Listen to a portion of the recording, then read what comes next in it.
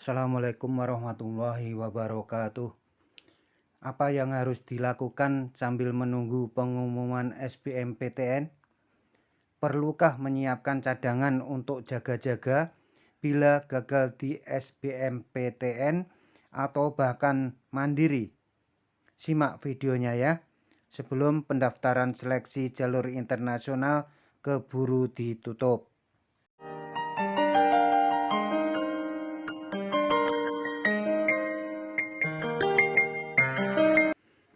Pejuang PTN. Seleksi mandiri PTN selain diadakan setelah UTBK SBMPTN diumumkan, juga ada mandiri yang diadakan dan diumumkan sebelum pengumuman UTBK SBMPTN. Jalur seleksi tersebut adalah seleksi internasional.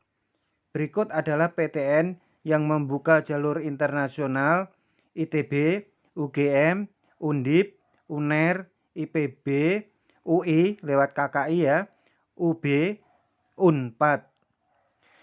Biasanya jalur internasional ini dibuka beberapa gelombang. Ada yang hanya 2 gelombang seperti Undip, ada yang juga dibuka 3 gelombang seperti UGM.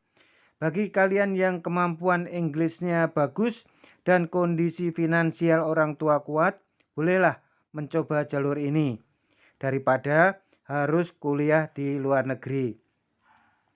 Toh untuk yang gelar double, separuh waktu kuliahnya juga harus ditempuh di luar negeri. Tapi dari segi biaya, dibanding dengan kuliah di luar negeri, tetap lebih murah di internasionalnya PTN favorit di Indonesia. Lantas apa kaitan gelar internasional ini dengan cadangan bila SBMPTN tidak lulus? Dan bolehkah tetap ikut seleksi mandiri reguler? Lantas bagaimana strateginya? Berikut ulasannya. Siapapun kalian pasti sangat menginginkan bisa diterima di PTN tahun ini. Om doakan ya. Lewat jalur apapun. SNMPTN, SBMPTN, mandiri reguler, maupun mandiri internasional. Semua memang berharap bisa diterima lewat jalur SBMPTN.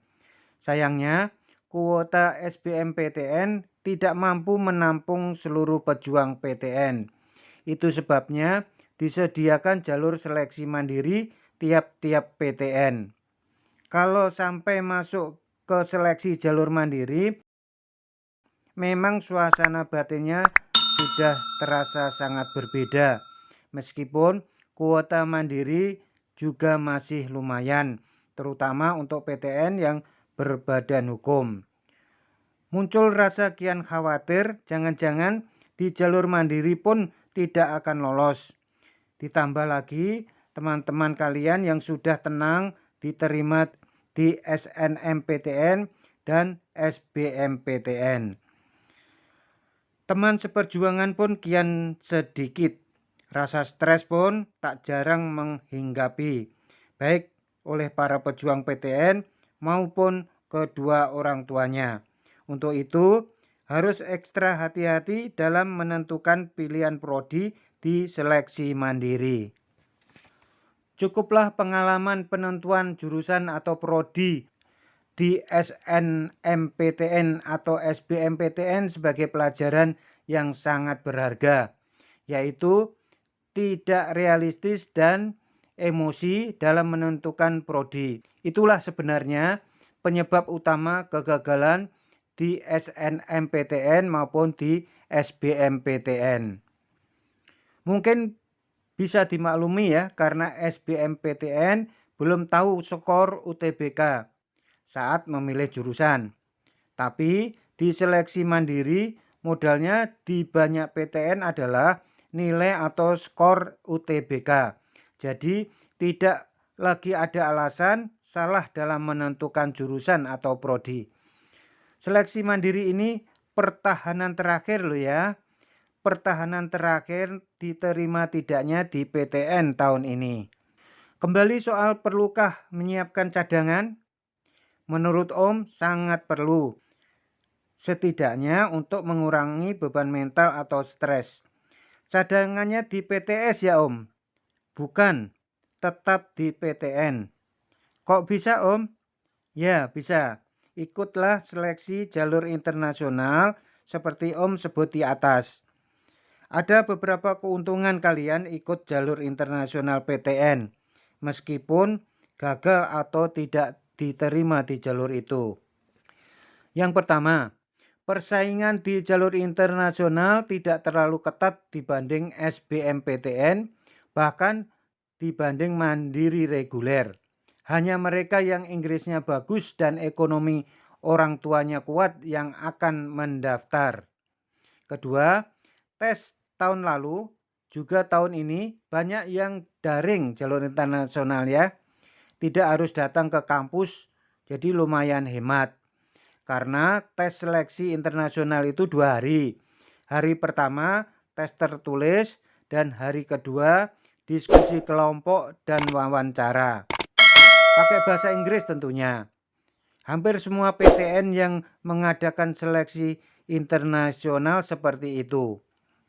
Ketiga, bila diterima di mandiri internasional, kalian masih tetap bisa ikut mandiri reguler di PTN yang lain, tapi tidak akan diterima di jalur mandiri reguler di PTN yang sama. Bahkan ITB tidak mengizinkan lagi bagi yang sudah diterima internasional ITB ikut tes mandiri regulernya ITB. Bila kalian diterima lewat jalur mandiri reguler, kalian bisa tinggalkan kelas internasional. Memang uang pangkal atau uang UKT yang sudah terlanjur dibayar akan hilang. Tapi tak apa bila mandiri reguler lebih baik. Misal, diterima di Fakultas Ekonomi Bisnis Undip, kalian harus membayar 20 juta uang pangkal dan 17,5 juta UKT. Totalnya 37,5 juta. Kemudian kalian diterima mandiri reguler UGM misalnya ya, di FEB juga. Dan mandiri UGM itu tanpa uang pangkal. Jadi kalian bisa punya dua pilihan kali ini, tetap ambil Undip atau ambil UGM. Bagi yang ikut seleksi internasional juga punya poin plus di PTN tersebut ketika ikut mandiri reguler. Misalnya, kalian ikut seleksi internasional gelombang 1 sampai 3 atau salah satunya di UGM dan belum beruntung atau tidak lulus. Maka ketika ikut mandiri reguler, cantumkan pengalaman kalian ketika ikut di gelombang internasional. Ini akan menjadi bahan pertimbangan UGM.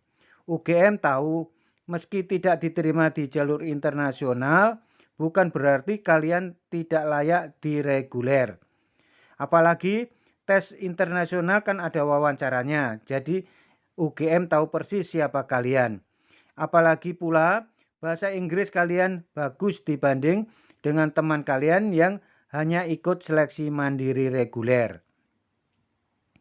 Demikian ya strateginya, semoga bermanfaat dan tetap semangat. Apabila ada salah kata, Om minta maaf. Kepada Allah, Om memohon ampun. Terima kasih. Wassalamualaikum warahmatullahi wabarakatuh.